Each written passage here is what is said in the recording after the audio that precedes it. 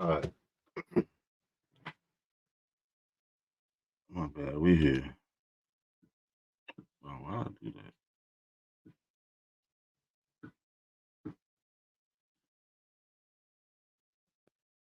All right, my bad. My bad, y'all. Thanks for being with me. Now you can see it looks way different. Approximately one slave ship in 10 experienced some form of African resistance, and the rate was much higher for vessels embarking captives in Senegambia, which had the highest incident of shipboard rebellions of any African region.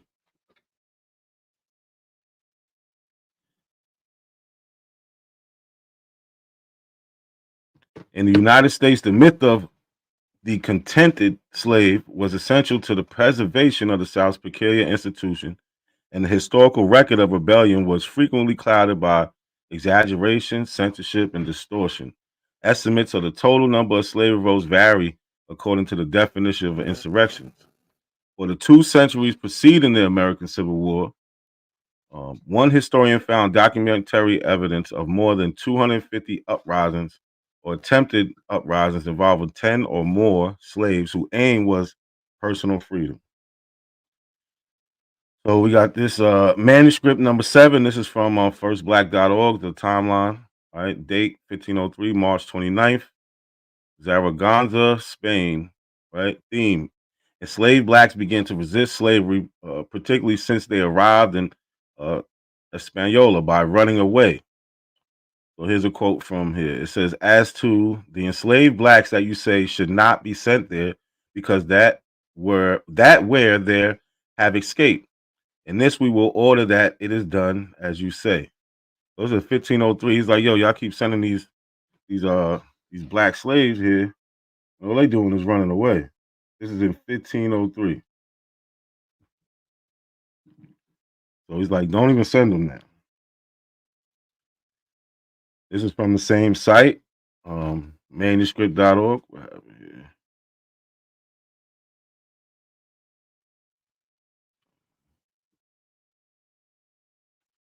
Let me fix this.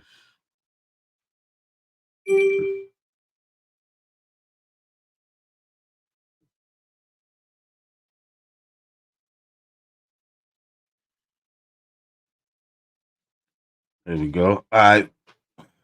1528, April 6th, Madrid, La Española. Theme: while they fleeing, while enslaved blacks away from the mines and farms of Española generated great concern to the Spanish crown. In the colony, an incriminous dispute erupted between the colonial governor Diego Colon and the oidores of the audience of Santo Domingo about the need for a constable to prosecute the blacks. Right? They're trying to decide, yo, what are we going to do with the ones that keep running away? It has been reported to me that in that island and in the others, there are some blacks that are runaways and of wicked life and wiles that are not domestic, nor do they work as they are obliged. And they induce and call the other blacks that are peaceful and working to leave and rebel. So they're inciting others to join them in. Peace, peace, peace, everybody to the chat. Peace, everybody in the chat. Like the video, share the video, please. And so it says the blacks that are peaceful and working to leave and rebel and do other crimes and ills, from which it results that the said blacks that are in the mines and other farms and businesses rebel and commit other crimes. It's in 1528. Right? There was never a time when we was just chilling like they try to make it seem. That never happened. Right?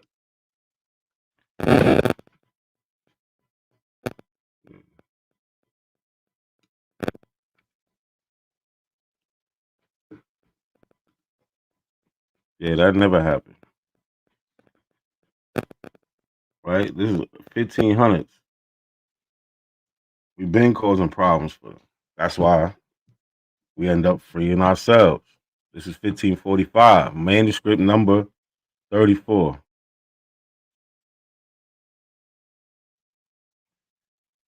Right? And as you can see, these are all primary sources. This is a history that a lot of people try to deny, but how can they deny when we got the sources? These other groups, they don't have any sources. They just got whatever they got, made up stories amongst themselves. So this is April 24th, 1545. It says in a letter, instructions from Prince Philip of Spain to a crown's envoy auditor and sent to Santo Domingo, the prince approved the selling of the city of 18 black slaves owned by the crown and the sending of a military squad to fight two groups of Maroons, Roman and Hispaniola. Both occurred the year before. Recommended the issuing of ordinances regulating the treatment of slaves by masters and okayed a local discussion about freeing or deporting Ladino or Creole enslaved blacks due to their fixation with obtaining liberty and their inclination to incite non-Ladino slaves to rebel for it. 1545. There was never a time when we were just like, all right, we're just going to accept this situation that we're in. From the very jump, we fought. From the very beginning. This is 1545 also. The communication from Spain, this is manuscript number 35, firstblacks.org. Communication from Spain, Prince Philip's to Alonso Carrera, expressing concerns about uprising of Maroon blacks. The attacks they have conducted against the village and rural areas of the center and north of the island, the fear this has generated among the Spanish settlers of those areas, and the need to exert great punishment and constraint on them so they remain obedient to their masters. In his message, the prince also referred to some communities of Indians reportedly still being enslaved in the island. A report has been presented to me that that in that island there are many rebel blacks. That in that island there are many rebel blacks in so much quantity that the citizens of La Vega or Puerto de Plata or Santiago do not dare to go out of their houses to visit their farms unless in squads. There's so many runaway blacks that these people are scared to leave their houses unless they got a group of them with them. We wasn't playing. There's not a point in time when we was playing around with these people. There was not a point in time.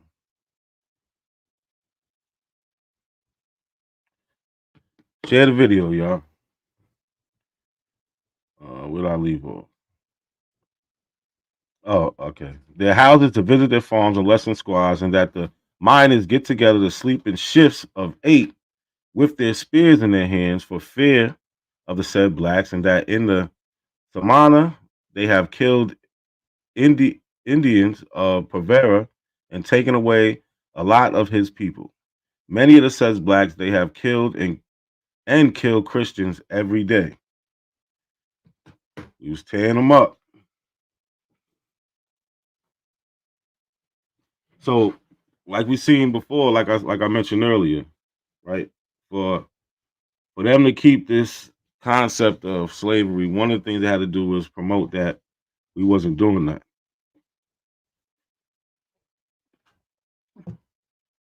Right? So a lot of the rebellions you'll see or revolts, insurrections, you'll see that they'll put false stories out like certain things didn't happen. Like we didn't uh, kill as many, or the things that we did, they didn't uh, really put out there, spread the news in fear of um, having the white scared or inciting us to do the same thing in other areas. So this is John Barbeau in 1682. He was a historian and he worked in the slave trade for the Senegal Company. So this is what I believe he's describing Pan Africanism here, right? Employed by the Senegal Company, which developed the triangular trade, and in particular the slave trade, he wrote 2 accounts of expeditions on the African coast. A first account in 1678 to 1679, which is preserved, and a second account corresponding to the years 1681 to 1682. So this is a quote from 1682.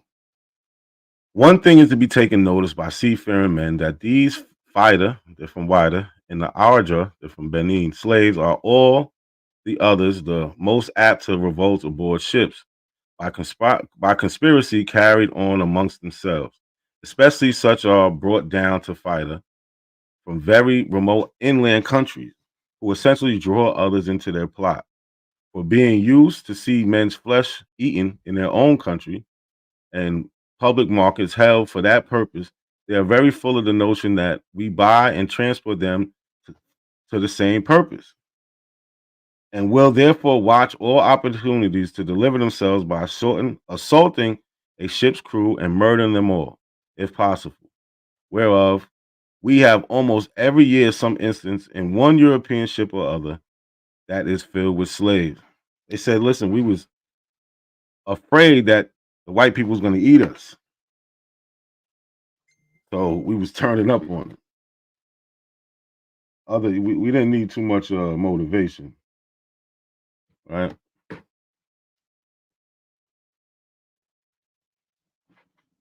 So this is 1712, New York slave revolt. You know, I'm from New York, so I like this. Right. On April 7th, 1712, a coalition of enslaved black people in New York City set fire to a building in the city center and launched a revolt. Armed with hatchet, knives, and guns, they attacked white people who came to fight the fire, killing 9 and injuring 7. 1712. So you see, we're going down the timeline. We start in 1500s. We're touching every century. The letter from the governor Robert Hunter, 1712, to the Lords of Trade in London.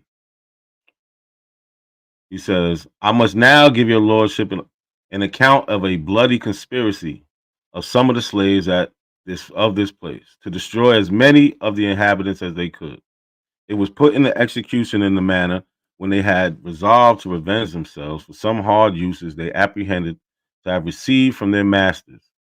For I can find no other cause. So he's saying, we don't know why they really revolted, but I believe it's because of the treatment. Says by this time, the noise of the fire spreading through the town, the people began to flock to it. Upon the approach of several, the slaves fired and killed them.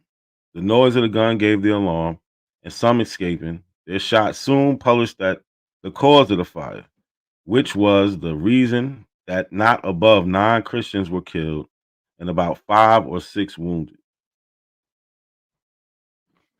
You can catch this at documents relative to colonial history of the state of New York. So what they did was they started a fire and waited for everybody to come help and try to put out the fire. And when these people came, they started shooting at them.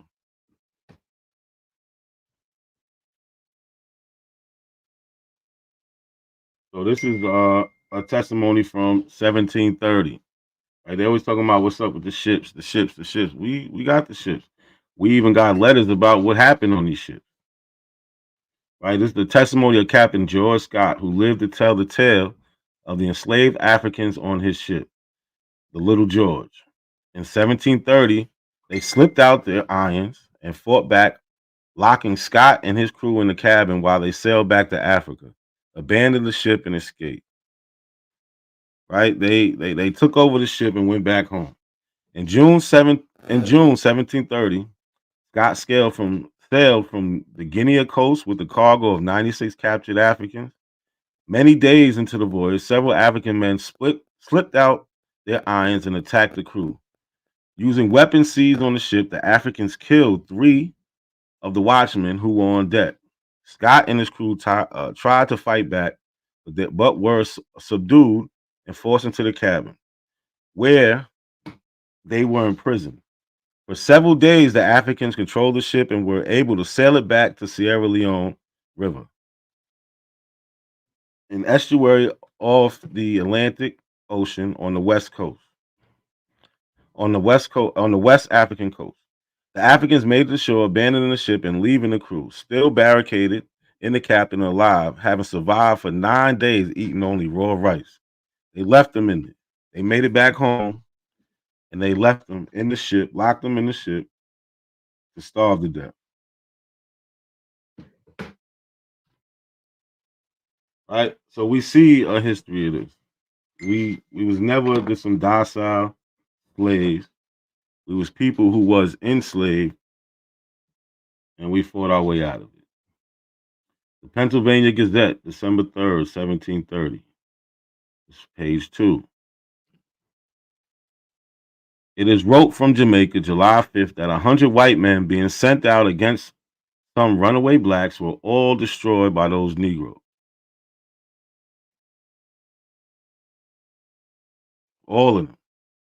They sent out a crew of white people, and what happened? None of them came back. He wasn't playing about our freedom. I don't know why these abos, all these other groups, they think it's like some type of game. Like we was just nah.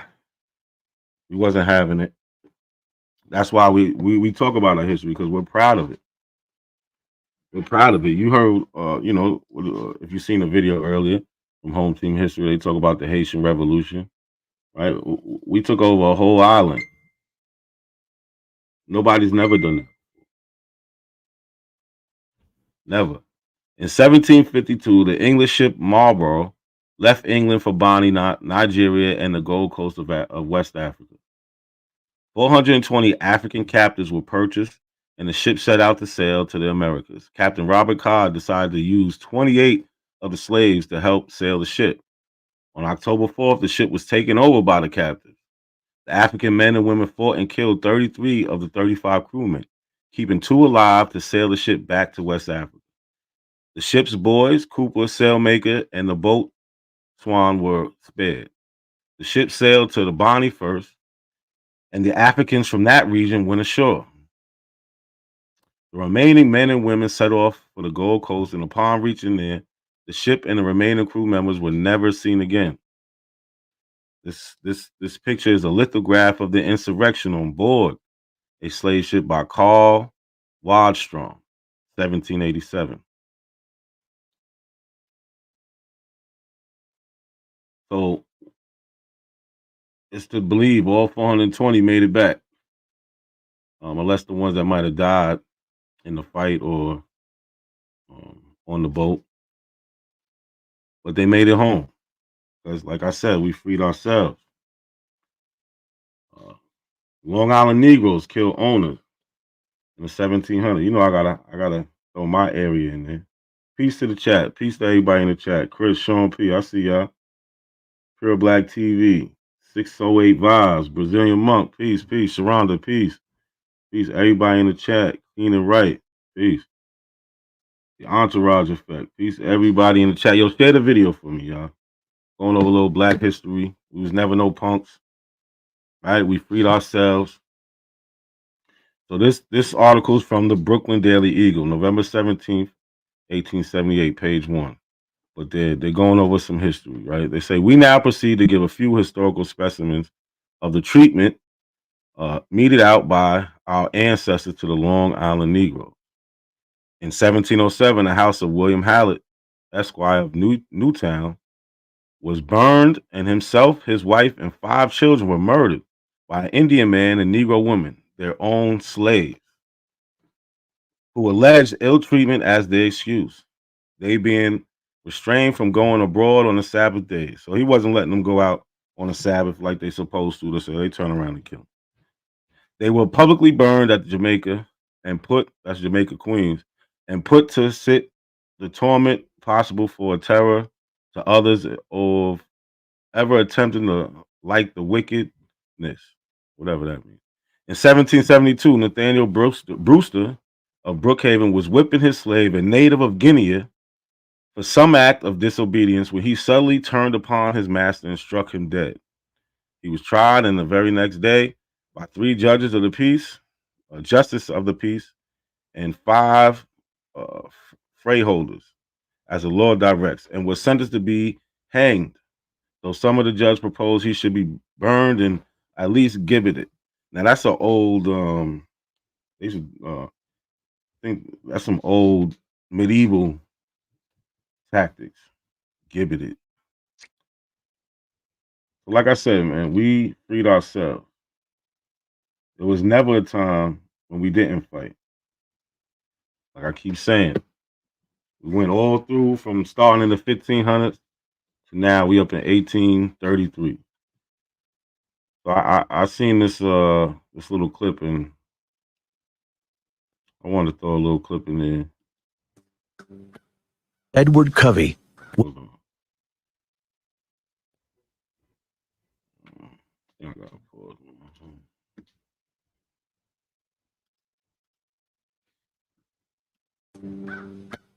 Edward Covey was a farmer back on Maryland's eastern shore who traded on his reputation as a slave breaker. Edward Covey was a farmer. He was truly sadistic. He whipped Douglas mercilessly at least once a week for the first 6 months for no reason at all.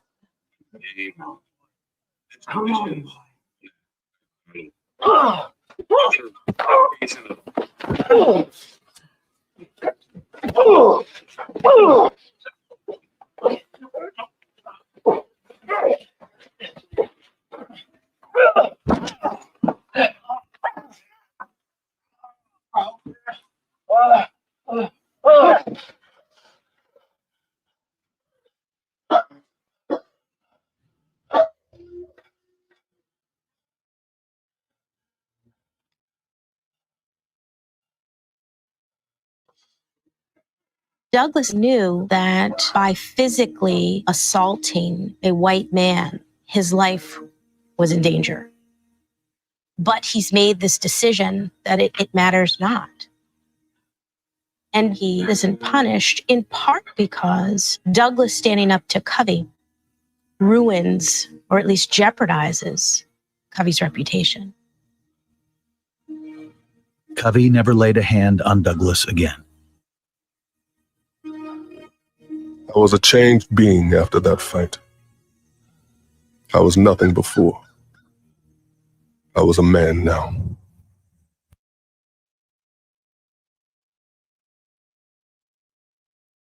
Oh damn! I thought I muted my shit. He said I was nothing before. I'm a man now, so I guess there wasn't it didn't double up. All right, weird. Edward Covey. That was 1833. Said this is 1842. Right, like I said, there was never a time where we just laid down, didn't fight. We fought the whole time. So I gotta throw the Indians in there, right? Says Cherokees feared the aspect of a slave revolt, and that is just what happened in 1842 at Weber's Fall. On the morning of November 15th, more than 25 slaves, mostly from the Joseph Van plantation, revolted. They locked their masters and overseers in their homes and cabins while they slept. The slaves stole guns, horses, mules, ammunition, food, and supplies. At daybreak, the group, which included men, women, and children, headed towards Mexico where slavery was illegal. In the Creek Nation, the Cherokee slaves were joined by Creek slaves, bringing the group total to more than 35. The fugitives fought off and killed a couple of slave hunters in Choctaw Nation. The Cherokee Nation sent the Cherokee Militia under Captain John Drew with 87 men to catch the runaways. The expedition was authorized by the Cherokee National Council in Tahlequah on November 17th, 1842. The militia caught up with the slaves 7 miles north of the Red River on November 28th, 1842. The tired, famished fugitives offered no resistance. Like I said, we still fought. There wasn't a time that we did not fight. Right, so now what are we up to? July 17th, 1862. Says Militia Act of 1862. Passed alongside the Second Confiscation Act on July 17th, 1862. The Militia Act of 1862 amended the Militia Act of 1795, making it legal for African American men to enlist in the United States Army. Now, people are like, oh, it didn't say African American. Well, it actually said African descent. Same thing. Says for the purpose of constructing entrenchments or performing camp service or any other labor or any military or naval service for which they can be found competent. The law also offered emancipation to any slaves willing and able to serve as well as their families, with the stipulation that their owner be disloyal to the Union. Right? So we heard the bullshit at the end. So it had they basically had to be in a rebel state. We know that there were states that still had slavery going on. That wasn't a rebellion against the Union. But it's the 1862 Militia Act. You go look it up. You see where it says African descent. So it's always important when we're going over history to put yourself in history. I like to do that all the time. Find where my family fits in this history. Right? So we have my fourth great grandfather, William Nelson, his U.S. Civil War pension index card, filed September 30th, 1890. He fought in the 39th U.S. Colored Infantry, a regiment that served in the Union Army during the American Civil War. And lastly, the 56th U.S. Colored Infantry that served in the Union Army. And yes, he was enslaved. I have documents that where he filled out, and the question on there was, who was your last owner? And he mentions who his last owner was. A man named Henry Stokes. So this is another one of my fourth great grandfathers. This is his U.S. Civil War draft and service record. Here is his draft. He's from New York. He was drafted in New York. See him, William Brown here. He's a colored. And here we see his service record for United States Colored Troops. Right, he was in the 27th Regiment of the U.S. Colored Infantry. Yeah, we freed ourselves, man. That's it. I just wanted to do a little quick presentation, nothing long. Just to honor the people that came before us, right? And help us enjoy this freedom that we have